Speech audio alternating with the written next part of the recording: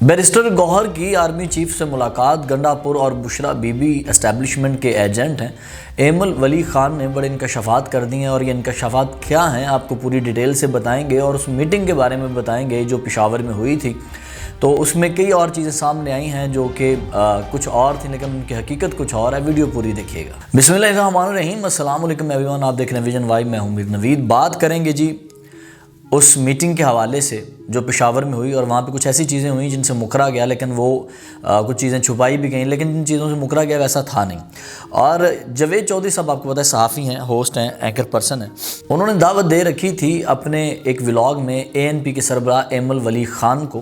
ایمل ولی خان جو آپ کو پتہ ہے عوامی نیشنل پارٹی کے سربراہ ہیں، انہوں نے کچھ ایسے انکشافات کر دیے کہ جو سن کے میں بھی بڑے تعجب میں آیا کہ یار ایسا بھی ہوا۔ سب سے پہلے تو ان سے سوال ہوا اس میٹنگ کے بارے میں کہ وہاں پہ ہوا کیا۔ انہوں نے کہا جی بحث وہاں سے شروع ہوئی جہاں سے گورنر فیصل کریم کنڈی صاحب نے 500 ارب کی بات کی کہ جب 500 ارب کے پی کے میں آیا ہے دہشت گردی کے خلاف نپٹنے کے لیے تو وہ کہاں ہے، اس کا حساب لیا جائے۔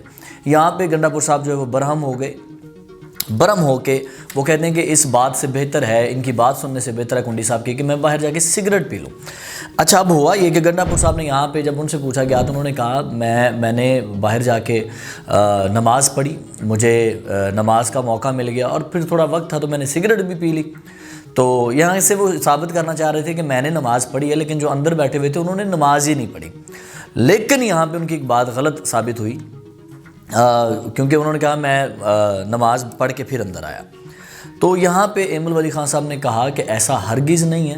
اگر وہ یہاں پہ کہتے کہ میں نماز پڑھا ہوں تو پھر ان کا امپیکٹ ایک پازیٹیو ہوتا تو اچھا لگتا، لیکن انہوں نے کہا میں سگریٹ پینا بہتر سمجھوں گا۔ لیکن نماز پڑھنے میں ڈیفینیٹلی ٹائم لگتا ہے اور پھر سگریٹ پینے میں بھی ٹائم لگتا ہے، لیکن سگریٹ پینے کے وقت تک ہی وہ باہر رہے، نماز کے لیے تو ایک پرسکون نماز کے لیے تو اچھا خاصا ٹائم چاہیے۔ تو لیکن وہ کہہ رہے ہیں کہ ابھی گورنر صاحب اپنی بات کمپلیٹ کر رہے تھے، 2-4 منٹ، حد 5 منٹ کر لیں، انہوں نے تو 2-4 منٹ کا لفظ استعمال کیا کہ 2-4 منٹ کے اندر ہی گنڈاپور صاحب خود ہی واپس آ گئے۔ تو یہ ان کی بات غلط ہے کہ میں نماز پڑھنے گیا تھا یا کچھ ایسا، یا مجھے بڑی دیر بعد وہ واپس آیا، ایسا کچھ نہیں تھا، وہ فوراً واپس آ گئے۔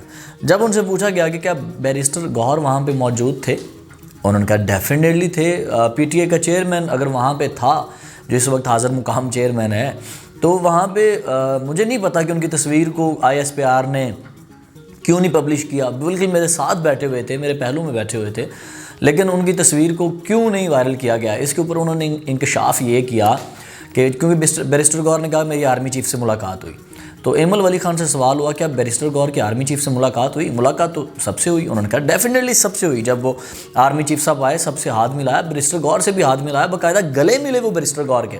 تو انہوں نے کہا یہ کہ نئی چیز تھی کہ گلے ملے، لیکن انکشاف یہ تھا کہ انہوں نے کہا کہ اس میٹنگ کے علاوہ ان کی پرسنل بھی میٹنگ ہوئی ہے، پرسنل بیٹھک بھی ہوئی ہے۔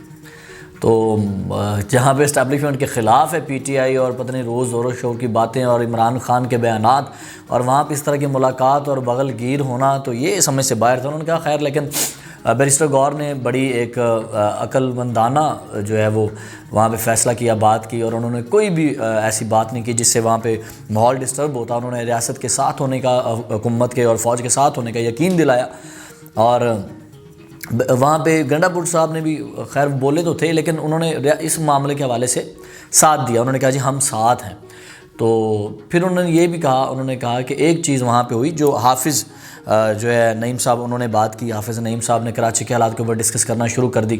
تو جب کنڈی صاحب اور گنڈاپور صاحب بول رہے تھے تب بھی میں نے کہا کہ یار اب بچوں کی طرح بول رہے ہو۔ پھر میری حافظ صاحب سے بھی اس بات پہ بحث ہوئی کہ کراچی کے معاملات کراچی میں حل ہونے چاہیے، ابھی جس مسئلے کے لیے بیٹھے ہیں وہ مسئلہ حل کریں۔ تو میرا خیال ہے کہ یہاں پہ کچھ اس طرح کی بدمزگی پیدا ہوئی تھی۔ وہاں پہ کسی نے بھی عمران خان کا ذکر نہیں کیا، عمران خان کا بات تک نہیں ہوئی، عمران خان کے حوالے سے ٹو دا پوائنٹ بات ہوئی اور سارا نظام ہوا۔ اچھا یہاں پہ انہوں نے ایک اور بات کی، سوال ہوا کہ آپ نے دہشت گرد بولا تھا، تو یہ آپ نے دہشت گرد کیوں بولا بیرسٹر سیف کو؟ انہوں نے کہا دیکھیں جی دہشت گرد بیسیکلی ذہنیت کا نام ہے، سوچ کا نام ہے دہشت گردی۔ دہشت گردی ایک سوچ ہے، تو وہ سوچ جو بھی اس طرح کی رکھے گا وہ دہشت گردی ہے۔ انہوں نے کہا جو جماعت اسلامی نے کیا، ان کا بیک گراؤنڈ آپ کے سامنے ہے، ریاست نے امریکہ سے پیسے لیے، پھر انہیں جماعت اسلامی کے اوپر لگایا گیا، جماعت اسلامی کو یوز کیا گیا۔ ان شارٹ جماعت اسلامی نے امریکہ سے پیسے لیے اور مسجد میں جا کے جہاد کی تبلیغ کی، اس کا اثر کیا نکلا آپ کے سامنے.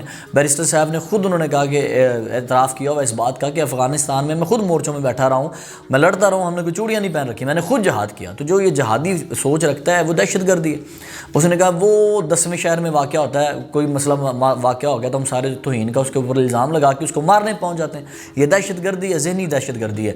تو ہمارے اسٹیبلشمنٹ میں بھی دہشت گرد بیٹھے ہوئے ہیں, ہماری ریاست میں بھی بیٹھے ہوئے ہیں, ہماری پولیٹیشنز میں بھی بیٹھے ہوئے ہیں. پھر انہوں نے ایک لفظ استعمال کیا کہ ہم سارے ہی کہیں نہ کہیں ذہنی طور پہ دہشت گرد ہیں. تو اس حوالے سے انہوں نے کہا جی میں نے باقاعدہ نام لے کے بیرسٹر صاحب کا کہا کہ انہوں نے خود یہ کہا تھا. اچھا انہوں نے پھر ایک اور بات کی, انہوں نے کہا یہ دہشت گردی کی جہاں بات ہو رہی تھی, انہوں نے کہا دیکھیں دہشت گردی کی بات کریں تو سب سے بڑا دہشت گرد پنجاب کا نواز شریف ہے. نواز شریف دہشت گردانہ سوچ رکھتا ہے. ٹی ٹی پی کو کس نے جو ہے وہ سپورٹ کیا, حقانی نیٹ ورک کو کس نے سپورٹ کیا, نواز شریف اس میں سر فہرست تھے. تو ٹی ٹی پی ہو یا ٹی ٹی اے ہو, وہ کہتے ہیں میں ان میں کوئی فرق نہیں سمجھتا, یہ ایک ہی ہیں.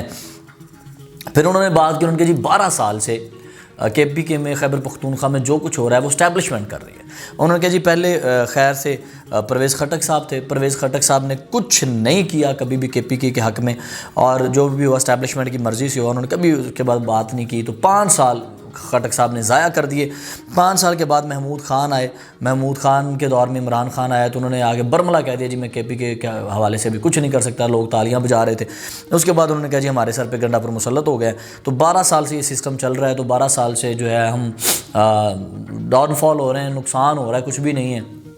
پنجاب میں ترقی ہو رہی ہے, انہوں نے مریم نواز کی تعریف کی, پنجاب میں ترقی ہو رہی ہے, میٹنگز ہو رہے ہیں, بلوچستان میں کام ہونا شروع ہو گیا ہے, سندھ میں ہونا شروع ہو گیا ہے, لیکن کے پی کی میں ابھی تک کوئی کام نہیں ہوا, کچھ بھی نہیں ہوا, دھرے کا دھرا رہ گیا. اور ایک سب سے بڑا انکشاف انہوں نے کیا, انہوں نے کہا عوامی نیشنل پارٹی جو ان کی پارٹی اپنی ہے, انہوں نے کہا 2013 میں جب ہم نے حکومت چھوڑی تو 85 ارب کا قرضہ تھا کے پی کے سر کے اوپر, خیبر پختونخوا صوبے کے سر کے اوپر 85 کروڑ قرضہ تھا جب اے این پی نے حکومت چھوڑی.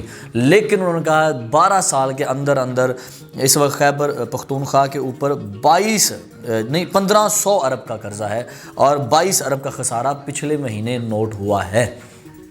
یعنی کہ 85 ارب کا قرضہ اے این پی چھوڑ کے گئی صوبے کے سر پہ.